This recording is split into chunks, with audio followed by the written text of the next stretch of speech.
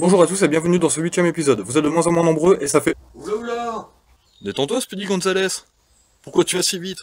Pour gagner en productivité. C'est super, mais concentre-toi sur la qualité déjà. De toute façon, à cette vitesse-là, tu vas te faire flasher. Ça tombe bien, c'est le sujet du jour. Alors les petits pois, c'est parti.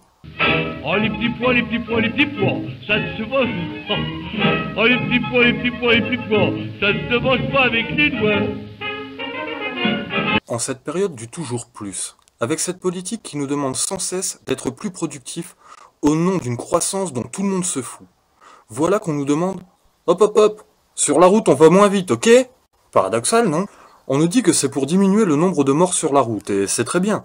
Mais à ce moment-là, comment arrive-t-il à ce calcul-là? Les radars, écoutez bien, rapporteront 12% de plus l'année prochaine. 1,230 milliard d'euros de recettes l'année prochaine.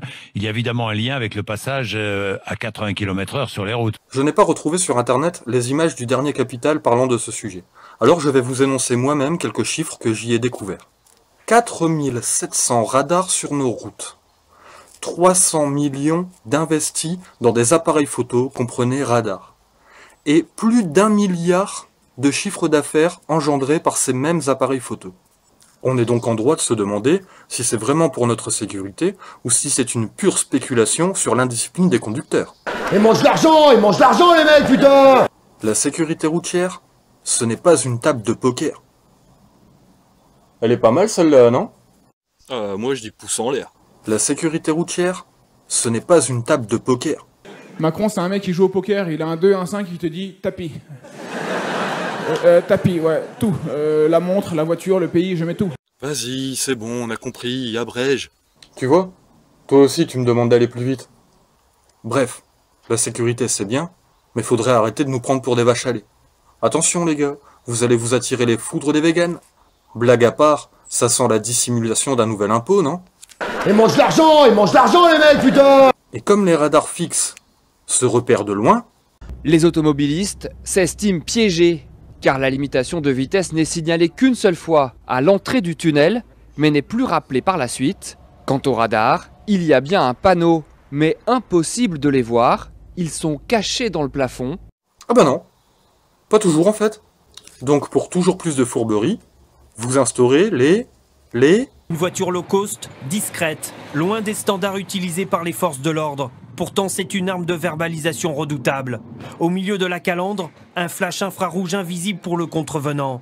Derrière la plaque d'immatriculation, l'antenne du radar de 5e génération.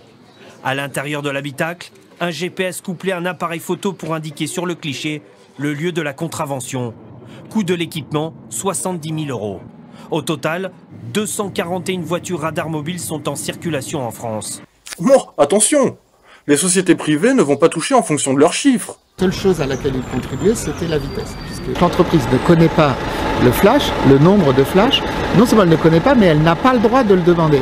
Et en plus, elle est rétribuée sur un nombre de kilomètres fixé à l'avance. Si elle en fait trop ou pas assez, elle a des pénalités qui sont extrêmement sévères.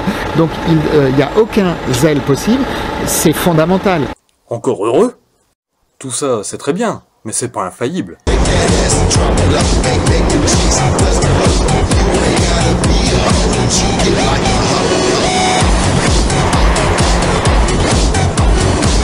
Coucou. Eh ouais. T'as les boules, t'as les clans, t'as les crapes de nez qui pendent.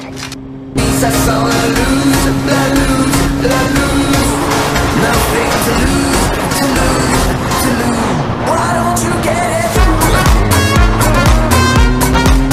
Ah, c'est beau la solidarité. Mais attends, ils regardaient pas la route là? Ah, je me méfie, je regarde toujours à l'intérieur des voitures maintenant. Donc maintenant, on contrôle et le compteur et les radars. Chapeau pour la concentration. C'est pas ce qui s'appelle de la contre-productivité, ça, par hasard? Et c'est pas tout. Le but, c'est d'arriver à ce que ces voitures roulent beaucoup plus qu'aujourd'hui. Aujourd'hui, elles roulent 1h30 en moyenne par jour. Mais... La pollution, on en parle? Non, parce que elles sont pas 100% électriques, on est d'accord. On va pas vous répéter que le réchauffement climatique, c'est la merde. Et l'argent dans tout ça? Il va où? La grosse majorité, plus de 90%, revient à l'entretien des routes et des radars eux-mêmes. Alors, comment se fait-il que Capital nous annonce qu'un 5e de nos routes est totalement pourri. Pourquoi vous mettez des radars à 130 alors qu'il suffirait de fabriquer des voitures qui sont limitées à 130?